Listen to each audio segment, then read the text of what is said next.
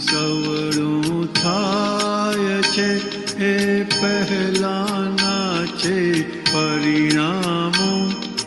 ભૂલો પહેલા કરી હતી દેખાડે છે જગ પરિણામો.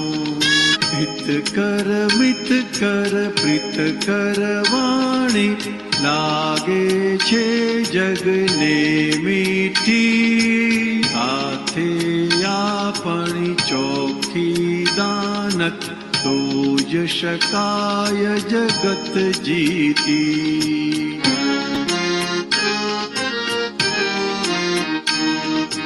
સૌને ફીટ થઈ તે સમજણ બાકીના હક ઉધામો.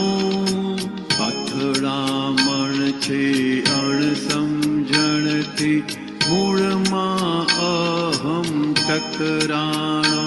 જે અનફિટ પૂતગલ પઝલ ને કચરો એ કદી સડીને બળવાનું. કેવળ આત્મા ન્યારો ચોખ્ખો તેમાં સ્થિર થઈ ઠરવાનું.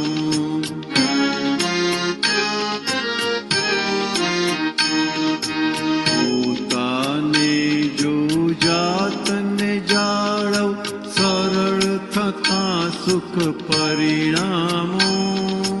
આપણે જગને ગમતા થઈએ માનવ થઈ જીવી જાણો. જે અવળું સવળું થાય છે એ પહેલાના છે પરિણામો. ભૂલો પહેલા કરી હતી દેખાડે છે જગ પરિણામો. ઉલટે સીધે જાય ગુચાઈ તે કૈયા પણ સ્વરૂપનો હે. 24 તીર્થંકરનું રુદિયો વ્યવસ્થિત જો દાદા મોએ.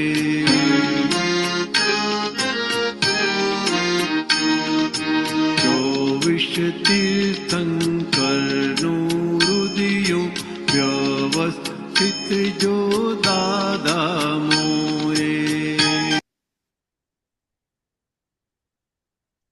સચ્ચિદાનંદ. આજના બધા જ અવળા કે સવળા આપણા મન વાણી કાયાના પરિણામો તેમજ આપણે બહાર જે બીજાના બધાના જોઈએ છે તે બધા જ પરિણામો દાદાએ બહુ સરસ ફોડ પાડ્યો છે કે જવાબ આપી દીધો જગતના હાઈએસ્ટ મોસ્ટ કોમ્પ્લિકેટેડ અનરિવીલ્ડ ફેક્ટ કે ને ખુલ્લું નથી થયું ક્યારે પણ કે આ જગતને ભગવાન ચલાવતું નથી પણ શક્તિ ચલાવે છે. એટલે એ શક્તિ આ મન વચન કાયરૂપી જગતને ચલાવે છે. એ જગત છે જે બ્રહ્માંડે જો પિંડે ને પિંડે જો બ્રહ્માંડે કરીને કીધું છે શાસ્ત્રમાં. તેવી રીતે દરેકના મન વચન કાયરૂપી જગતને પૂર્વકર્મના અજ્ઞાન પ્રયોગથી જે બધું જેવું બધું બંધાયેલું તે પ્રમાણે આજે એ પરિણામ આપે છે. માટે આજે કોઈનો દોષ નથી. એટલે હવે આ મૂર્તિ અધૂરી તૈયાર થઈને આવી છે. તેમાં દાદાએ આપણને જ્ઞાન આપીને પરમાત્મા યોગ આપ્યો છે.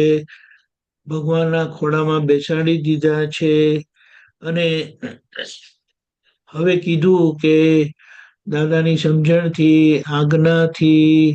આજ્ઞાની સમજણથી વિજ્ઞાનની સમજણથી વ્યવહારના એટલા બધા સરસ પ્રમાણ આપ્યા. 9 કલમો મન વચન કાયાથી કોઈને કિંચિત માત્ર દુઃખ ન હો, આ જગતની કોઈ પણ વિનાશી ચીજ મને ખપતી નથી.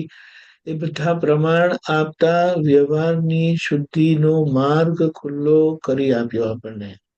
એટલે એમાં જે વાણીથી ઘરે ને કોઈની જોડેના વ્યવહારમાં અથડામણ થયા કરે છે, તેના પ્રમાણ આપતા કીધું આ ચારના ગુણાકાર સત્ય, હિતકારી, ટૂંકી, મીઠ, પ્રીત એટલે ગમે એવી વાણી જ્યારે નીકળી તો તમારું જગત જીતાઈ જશે. અને આપણી એ બાબતે ચોખ્ખી દાનત છે તો કોઈ પ્રોબ્લેમ નહીં થાય. આજનું પૂતગલ બિલકુલ ફિટ નથી, ટોટલ કચરો છે. કારણ કે જેની સાથે રહે છે, જે આપણને રાત દિવસ મદદ કરે છે, દાદા કહે છે અમને કોઈ એક પ્યાલો ચા પીવડાવ્યો હોય તો હું એમનો ઉપકાર આખા જીવનભર ભૂલું નહીં.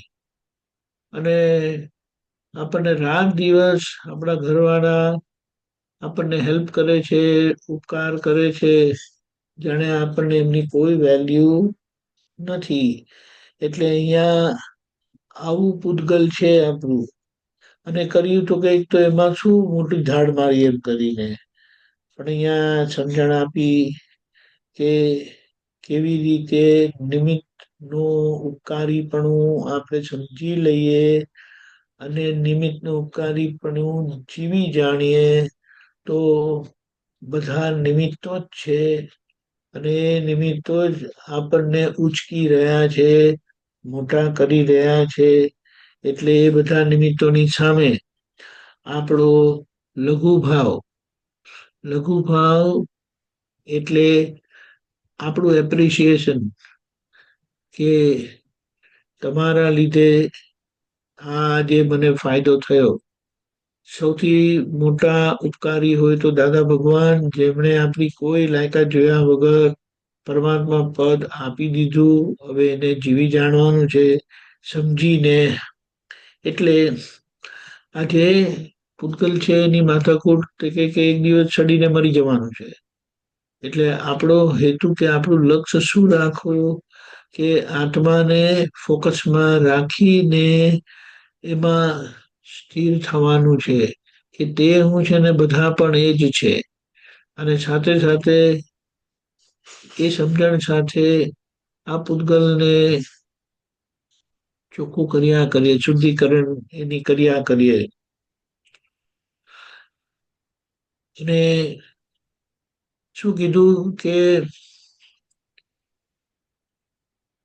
આપણે પોતાની જાતને જુઓ ક્યાં ભૂલ થાય છે અને જાતને જાળવો.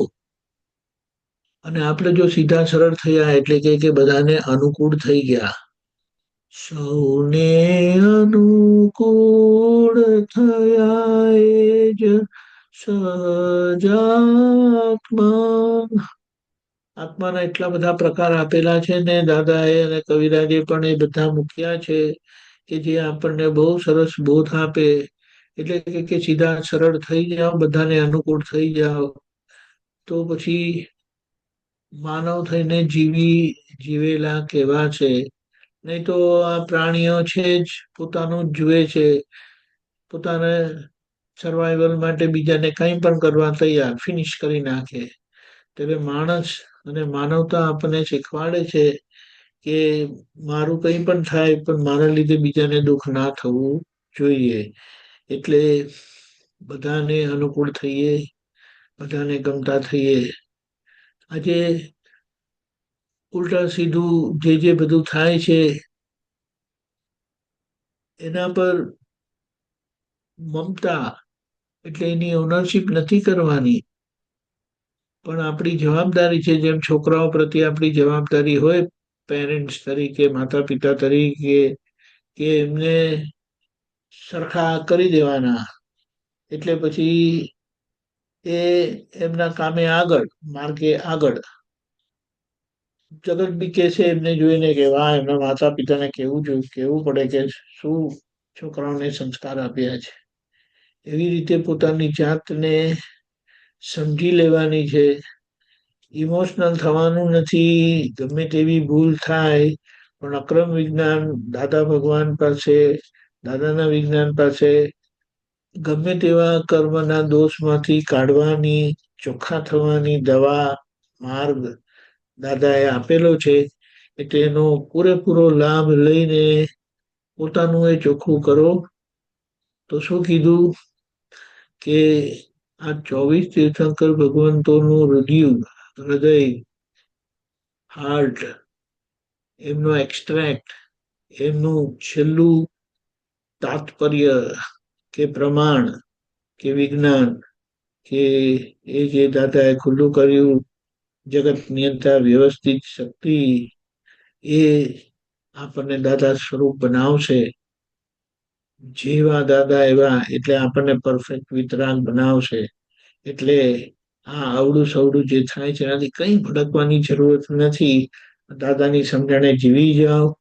એ બધા જ ધર્મનો અર્ક છે, બધી જ માન્યતાની કેન્દ્ર છે. એટલે એ વિજ્ઞાન સ્વરૂપ સમજણ આપણે જીવી જાણીએ તો જગતના લોકોને પણ એનો પૂરેપૂરો લાભ મળશે. અને જીવી ગયા, કારણ કે આજે આપણે ગમે તેટલું દાદાને ફોટામાં દેખાડીએ, વખાણ કરીએ, પણ જ્યાં સુધી એ પરિણામ આપણી અંદર, મહાત્માની અંદર, આપતપુત્રોની અંદર ખુલ્લા નહીં થાય તો લોકોને દાદા નહીં દેખાય. અને એ દેખાય જે દાદા આપણે જોયા અને એના લીધે આપણી અંદર પરિવર્તન થયું. તેવી રીતે જગતના લોકો આપણી અંદર એ દાદા જીવતા ફૂલ્યા ફાલ્યા જોશે તો એમને પણ એ જ દાદાનો લાભ મળશે. એ ભાવના, એ પ્રાર્થના અને પુરુષાર્થ સાથે જય સચ્ચિદાનંદ.